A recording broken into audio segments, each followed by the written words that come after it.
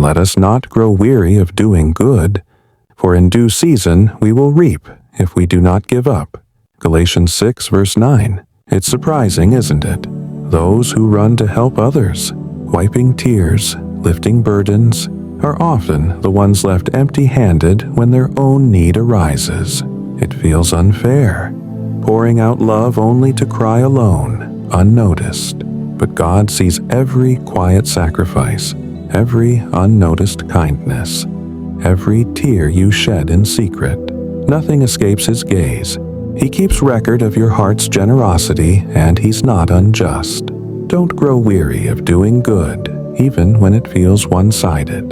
The world may overlook you, but God never will. Keep sowing kindness, keep loving, keep giving. Your season of reaping is coming. In your time of need, God will stir help from places you never imagined. Trust Him. Your good deeds are seeds, and His reward will bloom openly. Have a fruitful day. Keep doing good on Become the Sermon. Don't forget to subscribe.